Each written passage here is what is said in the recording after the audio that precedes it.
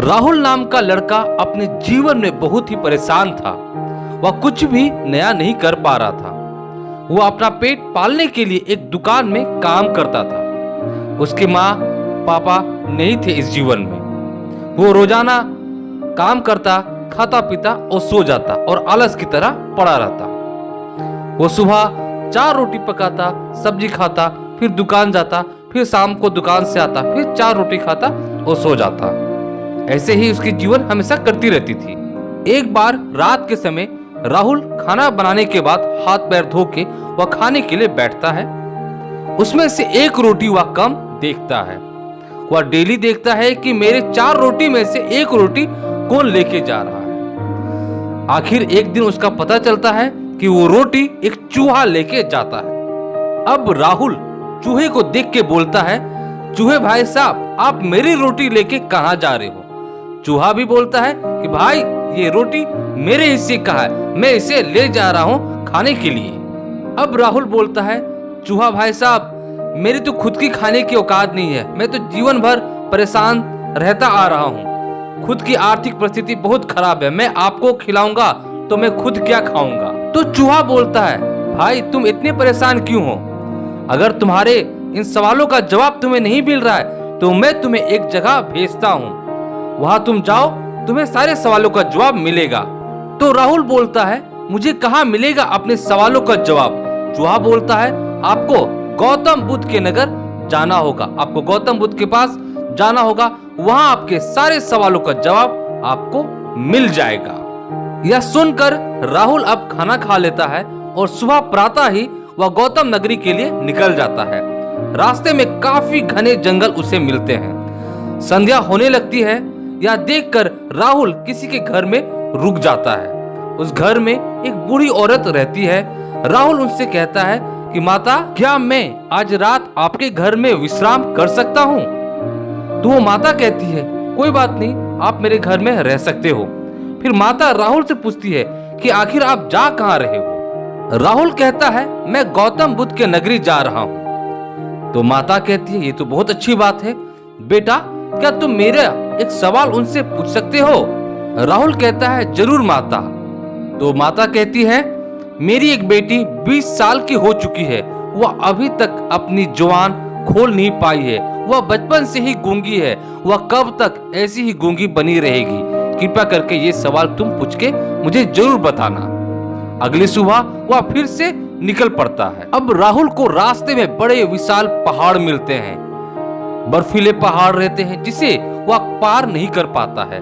उन पहाड़ों के बीच उसे एक जादूगर मिलता है। राहुल जादूगर को देखकर जादूगर से बोलते हैं कि बाबा, क्या आप मुझे इस पहाड़ को पार करने का कोई तरीका बता सकते हैं? तो जादूगर पूछते हैं कि बेटा, आपको जाना कहाँ है? राहुल कहता है, बाबा, मुझे गौतम बुद्ध के नगरी जाना है। तो जादूगर राहुल से बोलते हैं, क्या बेटा तुम मेरा एक सवाल उनसे पूछ सकते हो? राहुल कहता है, जी जरूर, आप बताएं।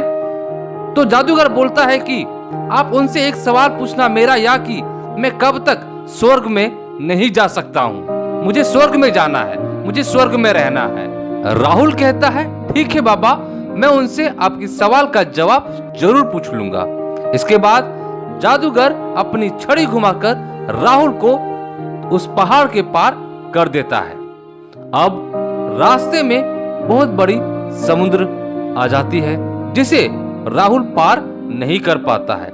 राहुल की नजर एक कछुए पे पड़ती है। अब राहुल कछुए से पूछता है, कछुए भाई साहब, क्या आप मुझे इस समुद्र को पार करने में मदद कर सकते हैं? तो कछुआ बोलता है, आपको जाना कहाँ है? तो राहुल जवाब देता है, मुझे गौतम बुद्ध के नगर गौतम जी से मिलने जाना है। मुझे बुद्ध जी से मिलने जाना है। तो कछुआ कहता है, क्या आप मेरा एक काम कर सकते हो? मेरा उनसे एक सवाल पूछ सकते हो? तो राहुल कहता है, जी जरूर, आप अपना सवाल बोले, मैं उनसे जरूर पूछ लूंगा। कछुआ कहता है, कब तक मैं इस नदी पे रहूंगा? मेरे 500 वर्ष हो गए इस नदी पे रहे हुए। मुझे बगुला बनना है, मुझे आसमान में उड़ना है, मुझे हर नदी में जाना है। कृपया करके इन सवालों का जवाब आप पूछ के जरूर बताना। राहुल कहता है, जरूर मैं आपको पूछ के बताऊंगा। अब राहुल उस समुद्र को पार करके गौतम बुद्ध के नगर पहुंच जाता है। अब वह गौतम बुद्ध जी से मिलने की कोशिश करता है।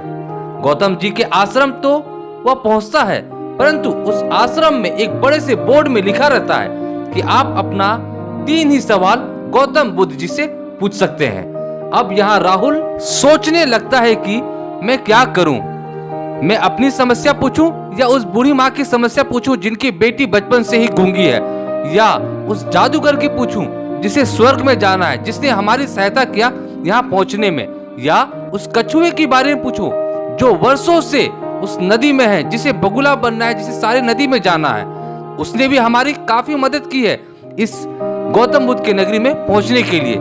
तो राहुल कुछ देरी सोचने के बाद वह यह सोचता है कि मेरी जिंदगी तो जैसे तैसे गुजर रही है, मैं एक सेठ के दुकान में काम करता हूँ, 4 रोटी मुझे खाने को मिल जाती है, तो मेरा गुजारा जैसे तैसे हो जाता है। तो मैं उन तीनों के सवालों को गौतम बुद्ध जी से पूछ लेता हूँ। अब राहुल पहले माँ की समस्या को बताता है, तो गौतम जी बोलते हैं कि आप उनको बोलना कि उनकी बेटी की शादी वो जल्द से जल्द करवा दे, उनकी बेटी बोलने लगेगी।